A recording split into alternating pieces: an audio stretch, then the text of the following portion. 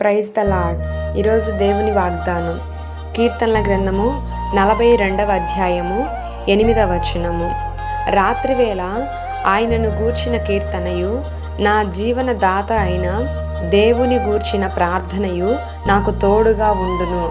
ఈరోజు దావీదు జీవితంను జ్ఞాపకం చేసుకున్నట్లయితే, రాత్రివేళ చీకటి పరిస్థితుల మధ్య అతడు నలిగిపోతున్నప్పుడు, ఒంటరితనములో అతడు బాధపడుతున్నప్పుడు దేవుని గూర్చినటువంటి కీర్తన, దేవుని స్తుతిస్తూ ఆరాధిస్తూ ఎక్కువ సమయం దేవునితో గడుపుతున్నప్పుడు అలాంటి సమయాల్లో అతనికి ఆదరణ దొరికింది.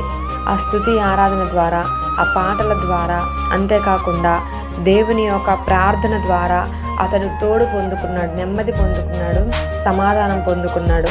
ఈరోజు నీ జీవితంలో కూడా రాత్రి అంటే చీకటి అనుభవాలు నీ జీవితంలో ఎన్నో ఎదురై ఉండవచ్చు.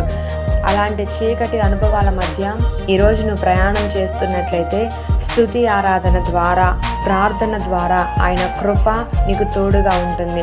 మనము స్తుతించుచున్నప్పుడు, ఆయన నామమును ఆరాధిస్తున్నప్పుడు, ఆయన నామాన్ని గొప్ప చేస్తున్నప్పుడు ఆయన తన దూతను పంపించి మనమున్నటువంటి ఆ ప్రతికూలమైనటువంటి పరిస్థితుల నుండి మనల్ని బయటకు తీసుకొచ్చి క్షేమకరమైనటువంటి మార్గం అందు మనల్ని దేవుడు నిలబెడతాడు. కాబట్టి ఈరోజు ఆయన యొక్క కీర్తన మన నోట ఉండాలి.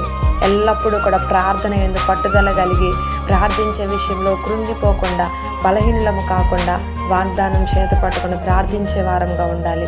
ఇలా మనం దేవునిలో నడిచినట్లయితే ఆయన మనకు అన్ని విషయాల్లో దావీదుకి ఎలాగ తోడై ఉన్నాడో మనకు కూడా ఈరోజు ఆయన కృప తోడై ఉండి అన్ని విషయాలు క్షేమకరముగా, దీవెనకరముగా యేసు నామములో నడిపించబడుదుముగాక. ఆమేన్.